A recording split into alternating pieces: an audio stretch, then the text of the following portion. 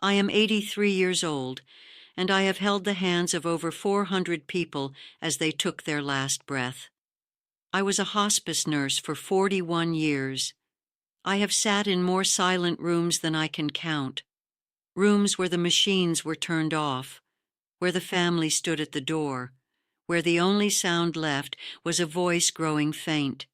And in those final moments, people talked, not about their jobs, not about their houses, not about the money they made or the titles they earned.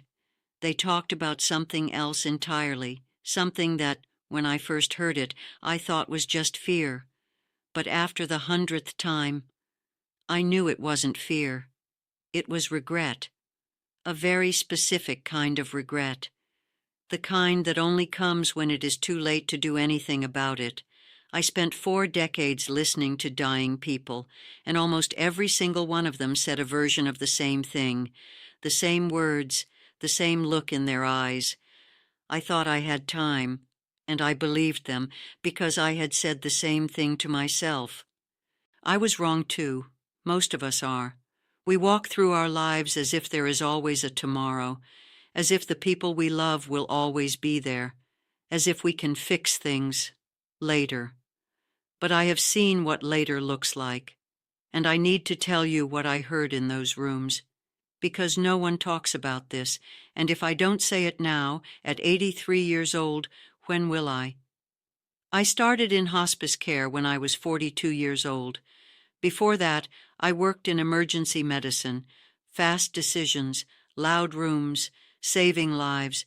I thought hospice would be easier. I was wrong. Emergency medicine tests your hands. Hospice care tests your soul. In my first year, I cared for a man named Gerald. He was 71, retired engineer, sharp mind, quiet man. He had a daughter who lived 3 hours away. She called every Sunday, always said she'd visit soon. Gerald always said, "She's busy. She has her own life." He never complained, not once. But in his last week, when the words became harder to find, he would look at the door. Every single day, just look at the door. She never came, and Gerald died on a Tuesday morning with me holding his hand and an empty chair beside him. I drove home that night and sat in my car for a long time. I thought about my own mother, who I had not visited in 4 months because I was busy, because I was tired, because I thought later. Later never came for Gerald, and I realized later is a lie we tell ourselves, a comfortable lie, a dangerous one. Over the next decade, I started paying closer attention, not just to what people said, but to what they couldn't stop thinking about at the end. And a pattern began to form. It wasn't death they were afraid of. Most people, when they are truly at the end, are not afraid of dying. They are afraid of something much quieter. They are afraid that their life didn't mean what they thought it meant, that the years passed, and the things that mattered most were the things they kept putting off. I had a woman, her name was Miriam. She was 68, a successful accountant, 2 grown sons. In her final days, she kept saying one thing. I was always so serious. I forgot to just be with them. Her sons were there, right there, holding her hands, and she looked at them like she was meeting them for the first time, like she finally saw them, too late to say everything she had waited to say. I watched that moment, and I never forgot it. Because I had met hundreds of Miriams, hundreds of Geralds, hard-working, responsible, busy, and deeply, quietly, unprepared for how fast it all goes. I thought I was immune to it. 40 years of sitting with death. I told myself I understood something most people didn't. I told myself I had learned the lesson. I was wrong. In 2009, my husband of 38 years had a stroke. It happened on a Wednesday morning. He was making coffee. I was getting ready for work. And just like that, the man I had built my entire life with became someone who needed me to tie his shoes. For 2 years I cared for him at home, And in those 2 years, I thought about every single moment I had chosen work over him. Every evening I came home too tired to talk. Every weekend I said, "Not today, maybe next week." Every time he reached for my hand in a quiet moment, and I was already somewhere else in my mind. I thought I had time. We had been married 38 years. I thought we had 20 more. He passed in 2011, and I sat in our kitchen, the same kitchen where it had all started, and I understood fully for the first time I had been giving my best hours to strangers. Not because I didn't love him, but because I assumed he would always be there. The way we all assume the people we love will always be there. And that assumption, that quiet, comfortable assumption, is the most dangerous thing in a human life. I went back to work 3 months later, but I was different. I started listening to my patients differently. I started asking them different questions, not about their pain levels, not about their medication. I would sit beside them in those last quiet hours, and I would ask, "Is there anything you wish you had said?" And they would tell me. Every single time, they would tell me.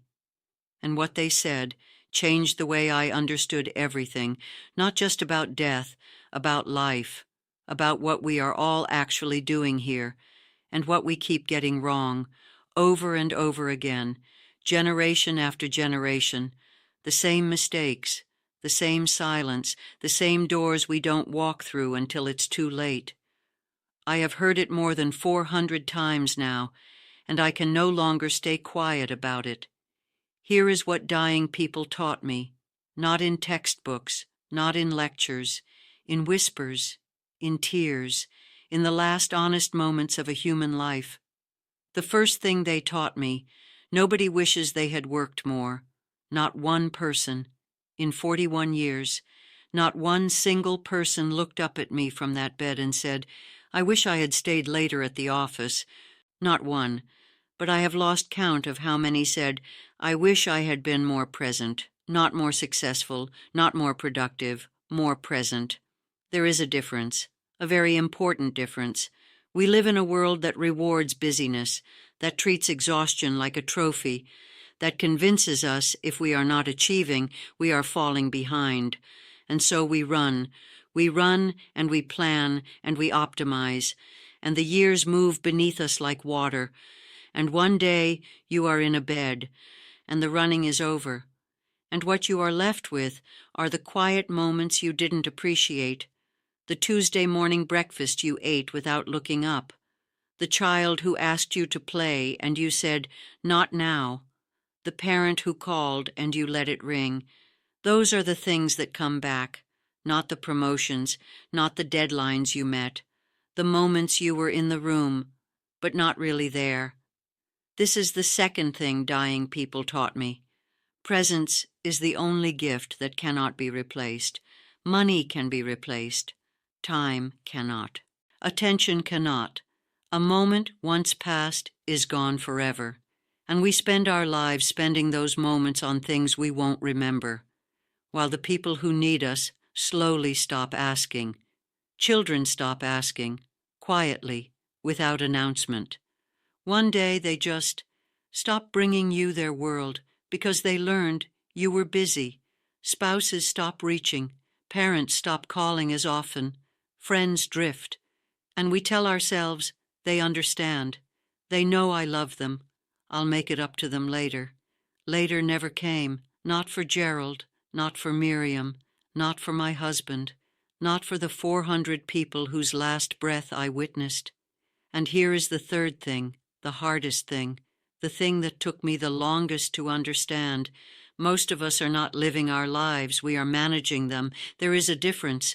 Managing is keeping everything running, paying the bills, meeting expectations, surviving the week. Living is knowing why you are here and moving toward it, without apology, without delay. Most people never ask the question, and then one day, there is no more time to ask it. I have seen it.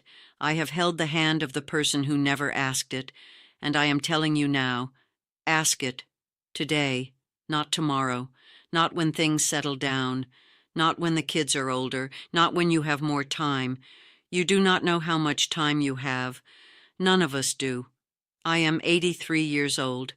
I have watched more sunsets than most, and I can tell you with absolute certainty, the life you keep planning to live is the life slipping through your fingers right now, while you watch, while you wait, while you tell yourself, later.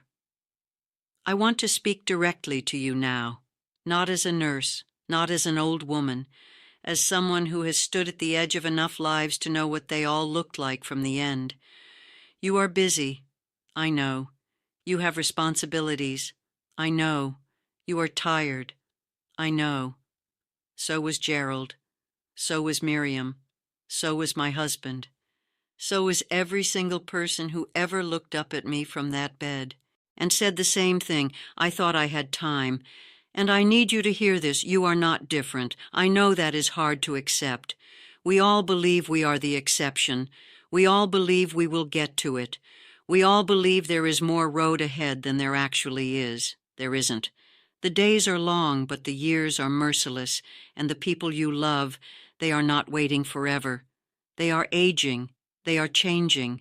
They are quietly learning to live without your presence. And one day you will reach for them, and the version of them you could have known will be gone. Not because they left, because you were never fully there.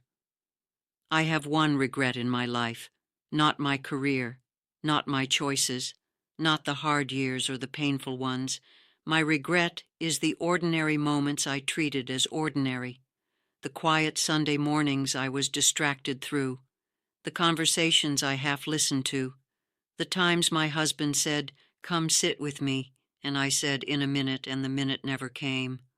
That is what I would take back, not the big things, the small ones, because the small ones, the ones that feel forgettable, those are the ones that build a life. Those are the ones they remember. Those are the ones you remember at the end, when everything else has fallen away. So I am asking you not to quit your job, not to abandon your responsibilities, not to make dramatic changes. I am asking you to do one small thing. Put the phone down. Look at the person in front of you. Really look at them. Because one day you won't be able to. One day the chair will be empty, or you will be the one in the bed, and all you will have are the moments you chose to show up for. I am 83 years old. I have watched 400 people leave this world, and not one of them, in their final breath, wished they had been less present. Not one of them wished they had loved less. Not one of them wished they had held back more. They all wished the same thing: more time. More ordinary, unremarkable, beautiful time, with the people who mattered. Don't wait until the end to understand what the end teaches. I am telling you now, while you still have time, while the people you love are still here, while there is still a chance to sit with them, to call them, to say the thing you have been meaning to say. Don't make my mistake. Don't make Gerald's mistake. Don't look at the door and wait for someone who isn't coming, when the person you needed to reach out to was always just a moment away. Go, today, not later. There is no later.